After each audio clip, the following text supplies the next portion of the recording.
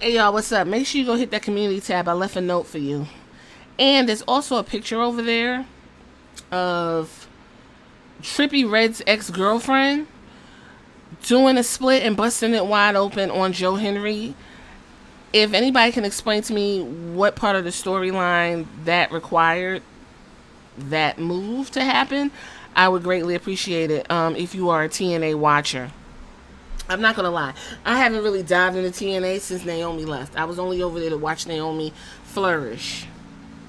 Now I wouldn't say she's floundering in WWE. She is a part of the Money in the Bank match, so maybe that's a plus. Anyway, WWE released their documentary WrestleMania 40 Behind the Curtain exclusively to YouTube.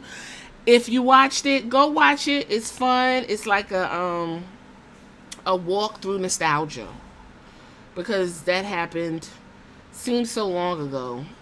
It really wasn't, but just looking back on how that whole thing manifested.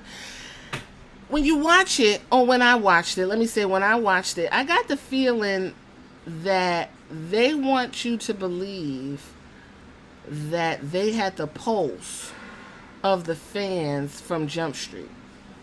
They want you to believe that they didn't have a difficulty pivoting because they were just testing the waters to see what was going on. And when it didn't stick, we already knew what we're going to do.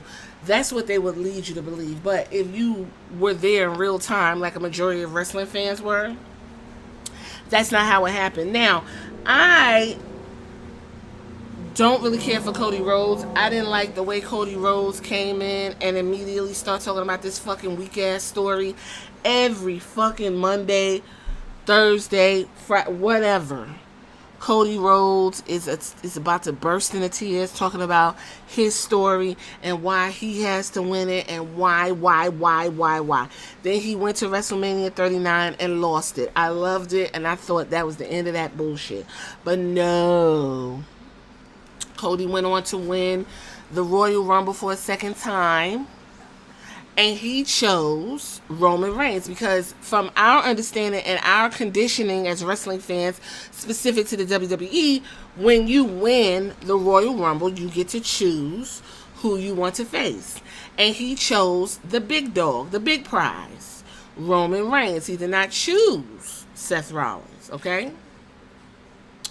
With that being said, a couple of things had took place prior to The Rock getting his ass in the ring and essentially telling Cody to get the fuck out.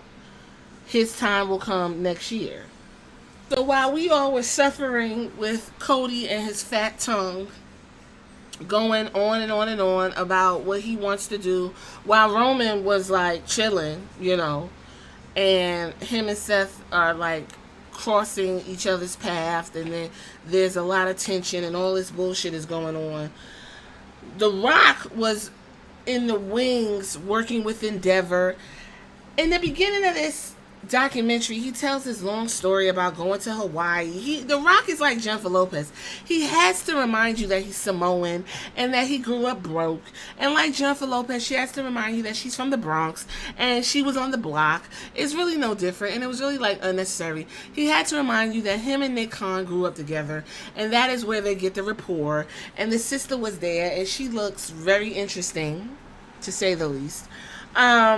And they came up with this whole, I got an idea, and this idea is so cool. And they were just like, yeah, and yeah. And so Endeavor bought TKO, and he was like, I guess now's my chance to get my glory because Hollywood ain't treating me right. That's what I got, okay? He goes on the Pat McAfee show that September. And he's like talking real rough about what he wants and whoop de whoop. He shows up onto Raw, and that's when he squashes Austin Theory. Everybody's happy to see him, don't get me wrong. It's like, oh, The Rock, yay. It's always fun when he comes back. He cuts his usual promo that he knows. On January 2024, at the top of the year, The Rock cut this weird-ass patriotic promo against Jinder Mahal. I found it interesting that they didn't dive all deep into that, because that promo was problematic as fuck and tone deaf. He cut that, and then he did all of that fucking talking just to say, I'm going to have dinner. I don't know if I'm going to sit on the side of the table, at the bar, or at the head of the table. He said head of the table. Everybody was like, woo! Audience goes up. So that communicated to Triple H and all of the bigwigs, like, ooh, they going to like this. One problem is Cody Rhodes and his tongue is floating around, and these people that invested, they invested in Cody Rhodes because he keep talking about this goddamn story, and he working these people nerves. That's why people wanted him to finish the story, because we got fucking tired of hearing Cody tell anybody within earshot that I gotta finish the story because my daddy gotta finish the story and I gotta finish the story. That's all we heard for a year and a half at this point, okay? So The Rock becomes the head of the quote-unquote executive table, and he gets a part to sit at the board with the other men, and he got his little stake in the company, and everybody's like, yay, great for you. Back to this, and he was like, well, since, I'm the head of the board and everything, and we got this big match coming up, and I talked to Ari and his sister and Nick, and they were like, yeah, Rock, that sounds good. You just so handsome and sexy, and we want you to do that, and I got a great idea what you need to do. So they came up with the idea of, we just want to have Cody come on out and look like a pussy and a dummy, and simply say to Roman, although I chose you, I ain't going to do nothing with you now. I'm going to wait till next year because somebody else want to put their hands on you, and they said they're going to do you how I need you to be done, because clearly I can't do it because I'm a loser. That's what they basically said. And The Rock was like, oh, well, we had a nice moment, and me and Cody in the ring, and I gripped his hand and hugged him and told him to get the fuck out the ring. And then me and the Roman had a face-off, and everybody was like, yeah, this is going to be so exciting. All the while, you got the other champion that Roman belittled for about 6 months, calling him a chump. He dresses like a woman. He's a bitch. His wife's the man. He's getting pegged. All of the things you can think of. Somehow is now in the ring begging Cody to fight him instead of Roman, because they actually have more history than he has with Roman. Which made sense, but why you being the champion on your brand Raw begging this motherfucker to fight you when he already chose Roman Reigns? Okay, this is why the people are looking like, this is a little bit convoluted, and I don't like it. So, The Rock and everybody leaves the ring, and the people in the arena are going up. They are like, yes, this was the best show. We had a good time. We saw The Rock. Yes, yes. And then you go online, and online, the internet has a different type of fan. And I think The Rock and Paul Levesque and all of them got introduced to the internet fan base because they thought the internet fan base was the same fan base that's in the audience. Oh, no. People on the internet don't buy tickets. They don't really spend money with the product. They just get on the internet and talk cash shit. A lot of them don't even watch the goddamn show. They just like to cause chaos. So the people on the internet was like, oh no, we sat through this Cody bullshit, and this big muscle bound motherfucker think he's gonna come in here and take Cody's spot? Absolutely not. We want Cody. We want Cody starts trending.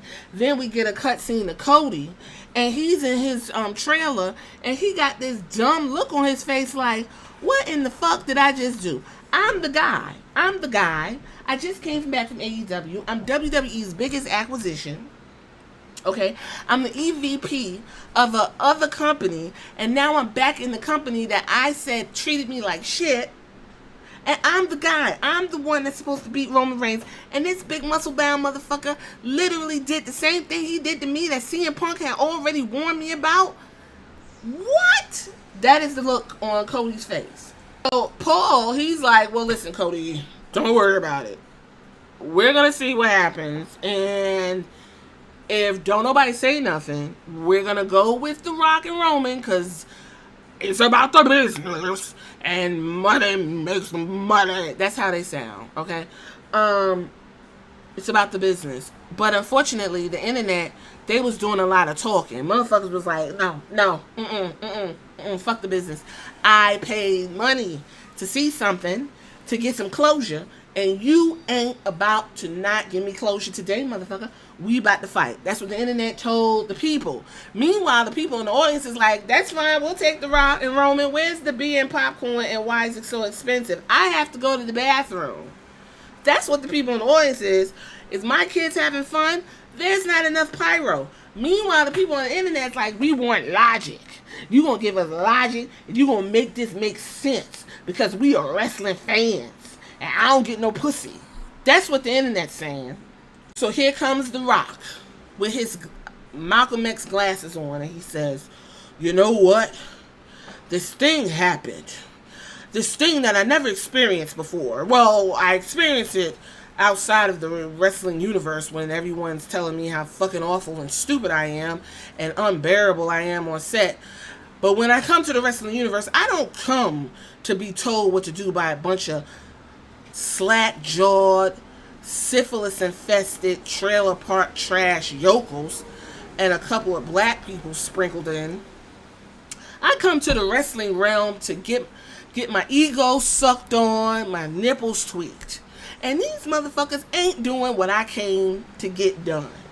So now this unique thing happened where the power, it goes back where it should go, and that's the people. The power goes to the people. Like Richard Nixon said, power to the people. I'm not that old, but I am a student of history. So Diplomat Rock was like, all right, so the people wanna do me any which way? Okay, motherfuckers, shut up and enjoy the ride that I'm about to take you on, because wrestling ain't been cool until I showed up. And I'm about to make these next 2 months some of the best fucking experience you ever had in your life. So The Rock went and got with that goofy looking dude that's in the picture. I forgot his name. But anyway, he's a former WWE exec, and he's an exec over at the $7 production. And if you don't know what $7 is, $7 is how much The Rock had in his pocket, because he was so poor and Polynesian in Hawaii. And he just grew up in Hawaii. Anyway, so they got together and they was like, yo, what we got to do? Because these people talking to me crazy, and it's not but so much I'm going to take. He got with Ari Emanuel, Nick Khan, and The Rock was like, yo, I need to have a conference with y'all. Fuck Triple H. This is what I need to talk to y'all about. I want to become an even worse version of the heel Rock. I want to be Rock 10.1 thousand. I want to take Rock to places that he ain't never been. I want to bust all the senses. I want to be bold, okay? I want to put on not only a Versace shirt, I want to cut the fucking sleeves off that bitch. Ari and Nick Khan was like, oh, word? Hell yeah, I don't give a fuck what you do as long as you get to our bottom dollar and make these stakeholders feel good. Boom, that's all we need to hear. So now in the documentary, we get to see the behind the scenes and stuff. Remember during the Super Bowl in February, they had unveiled a new package to promote WrestleMania 40. Night 1. Tag team, Seth Rollins, Cody Rhodes versus The Rock, DeWayne Johnson, and Roman, the tribal chief, Reigns in a battle of egos, sweat, hunks of meat. Well, The Rock and Roman is the sweat and hunk of meat. And the little guys, Seth and Cody, are going to fight him. It's going to be... And everybody was like, ooh, that is going to be so cool. So tonight 1, what we going to do, Paul was like, so what I came up with, he means The Rock, that little short dude, Ari and Nick Khan came up with. What I came up with is, how about we have night 1 make sense to where it's going to affect night 2? And they was like, oh, okay. That way The Rock can still get a little shine, because he ain't come back after, doing his human growth hormones and getting a little Ozempic. He didn't come back tight like that at 51 years old just to not be flipping around in the ring and showing people that he still got it. They was like, cool, boom. I like it. They getting together. Everybody's working behind the scenes. Motherfuckers is walking up to people, giving them ideas. Cody Rhodes and his tongue is just flapping blah, blah, blah, blah, all over the place, and it's a good time for everybody. Roman's like, our team is always just, what do you need me to do? I'll do it. I'll do whatever you want. I'll do it. And then it's like Bruce Pritchard. I don't even know why he's still there. Seth Rollins is like, you know what? This is the craziest shit I've ever experienced in my life. Not when I was like taking people out and breaking clavicles and noses, but I was already injured. I was suffering about 6 weeks with a fucked up knee. And I just had to be there. I was not about to miss WrestleMania. Although I paid like a background player and everything, and Roman kept roasting me real nasty about my outfits. That's all cool and good, because at the end of the day, I'm going to play a big part anyway. So big, it's going to make Cody Rhodes seem like an afterthought. The Rock is practicing his cues and he's getting everything together, and Triple H is like, I want to fuck this guy up. Damn, why did my heart give out? And then Cody Rhodes comes out of his trailer looking like he weighed 120 pounds, like a light featherweight, and he walks by and boom, there's a picture of his dad, Dustin Rhodes, smiling. Dusty, smiling. Yeah, and Cody's like, yeah. And it's a good time for everybody. And then we get WrestleMania Night 1, and it's like this whole thing, and it's really cool. And if you ask me, WrestleMania Night 1 was actually better than Night 2. But Night 2 got all the people coming in. You got the Undertaker old ass coming out for no reason. You got John Cena.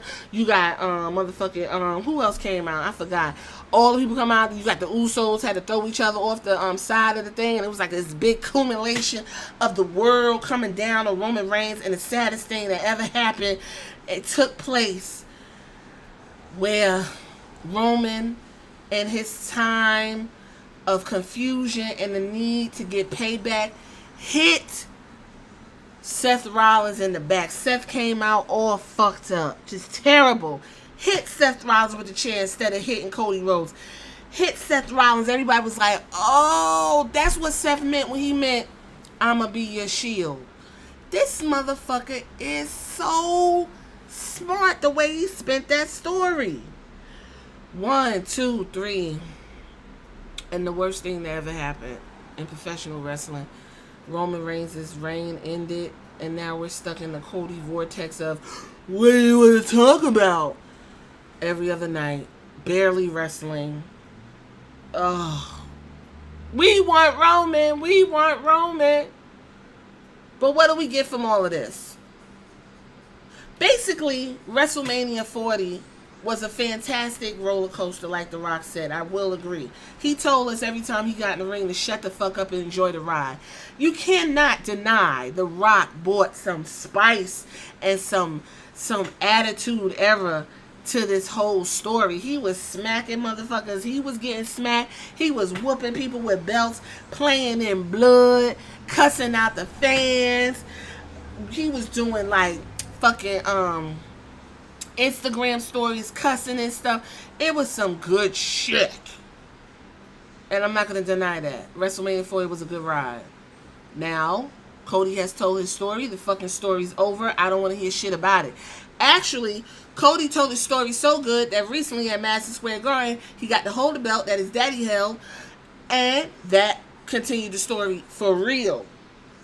So overall, I think this documentary was fun. It was cute. It was more of a let's tie all this together and let's make sure that the fucking stands and the fans don't hijack our story. Because next time, when we say it's The Rock versus Roman, that's what the fuck it is. They basically saying, we don't give a fuck what y'all say. Y'all got it off this time, but you ain't gonna get it off next time. With that being said, if you made it this far, hit me in the comments and tell me what you think about the documentary. Later!